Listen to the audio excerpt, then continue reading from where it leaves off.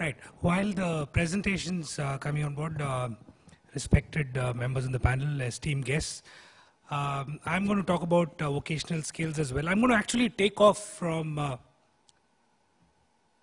where the previous two speakers left. So the first presentation, we saw all the numbers. We know the skill set that needs to be skilled in India. We've also heard from Dr. Aarti about the industry and the academy that needs to come together. We've heard about the various initiatives that have been taken. What I'm going to speak about, so I'm not going to touch on the numbers and what's been done in the side of where from the industry perspective.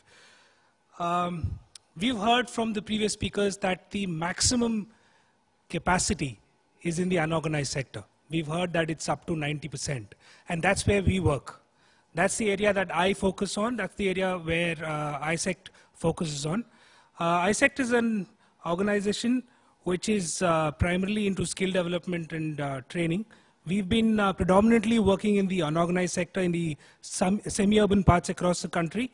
And we try and provide skills in regional languages, provide skill development in areas which are relevant to that particular region, because we all know that India is diverse.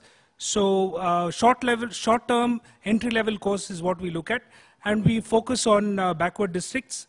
And over a period of time, we've achieved scale. We've been working for the last 27 years in this area.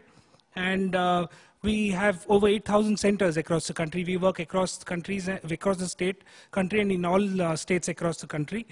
And the area that we focus on, if you look at the Indian pyramid structure, this is the area that we focus on. We don't work in the major cities across the country. We work on district, blocks, and panchayats. Now, we've heard earlier that, from Dr. Pandit's presentation, he had a roadmap which he had given in his presentation. I'm basically trying to ride that road, right? And the perspective that I'm going to give in this presentation the next 5 minutes is what we are trying to do riding this road and what we are trying to achieve. It's a huge space that we are working on. If you ask me, there is no competition today, because the more the number of players, the better it is. The market is huge, and it is for us to tap it. There are challenges, of course. What we have done in the field today is, it is very difficult to have a sustainable model in the areas that we are working in. So we have introduced the concept of, multi-purpose training centers. In a training center, there are multiple trades that are trained. And that is something that we have pioneered over a period of time, because you need to understand in that particular area, what are the skill sets that are needed, what is the demand in that area, and then provide skills for the people in that area. And in a particular training center, we try and provide multiple skills as much as possible, and in the context of that place. And we pioneer in providing course materials in local languages. We encourage rural entrepreneurship. And we try and forge local, local contacts and local schemes that keep going on. We all know the Indian way of working and the various schemes the government keeps coming up in different regions. We try and ride on those schemes as well. That is, of course, most of the schemes are managed by the state. Every district has its own scheme, so we try and ride on that, on those schemes. We enlist various schools along with us, so that the existing infrastructure is taken into consideration while we provide skill development. And there are various initiatives that we take from our end. I'll give you a quick view of that. And we do formal certification of skill development courses. We run our own higher education university as well. I'm not going to touch upon that. But we design courses relevant for a particular skill in a particular area. And there's a huge team which does this in the back end. And what helps us in the long run is that we try and place the students in the area where they belong.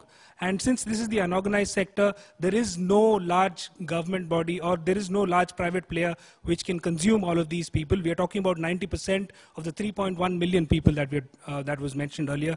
And this trainee and placement happens in a particular village, in a particular district or block, and that's what we try and achieve. Basically, what we are trying to do is trying to organize the unorganized sector. It's a long shot, but that's what we are trying to do.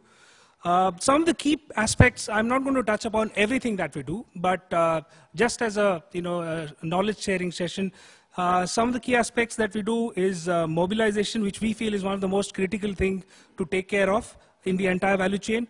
There is no alternative to being there in the field and working in that particular area.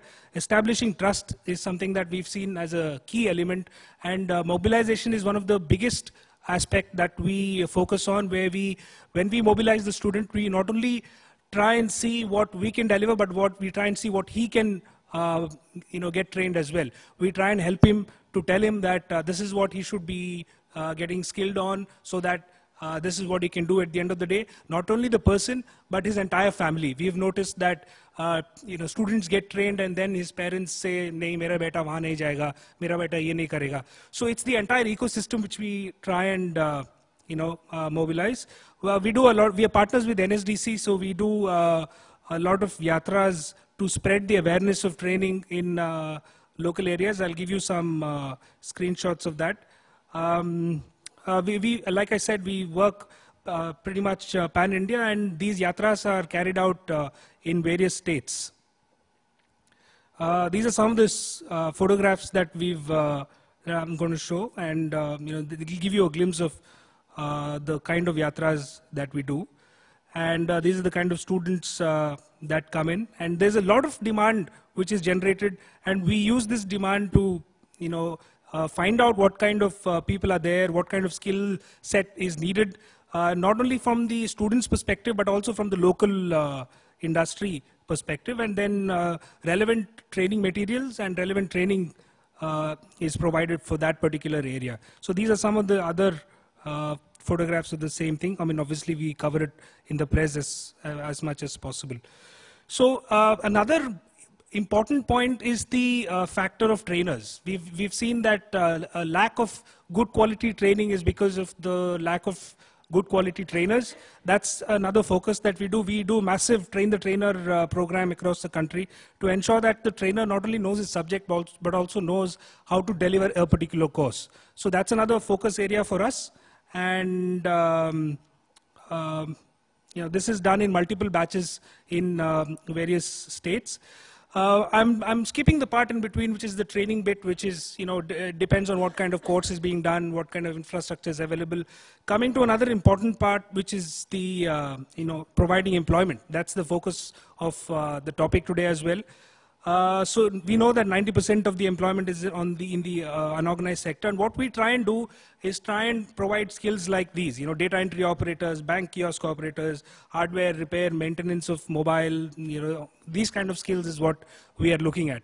And it's easier said than done that most of the people who come into this space come with prior skills because they work with someone, but they don't have formal training, and we try and provide them formal training and certification, of course. And we use a portal, combination of online and offline mode.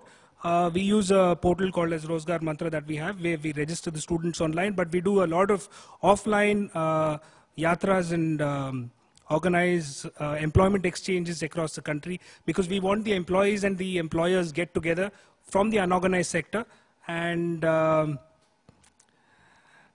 don't want to get into the details, but so essentially what I wanted to talk about is the fact that the mobilization and placement, apart from training, these are the two key aspects that I wanted to focus in my 5 minutes of discussion, and spread the message across that these are the two key aspects that most of the people would also need to focus when they're looking at the unorganized sector. Thank you.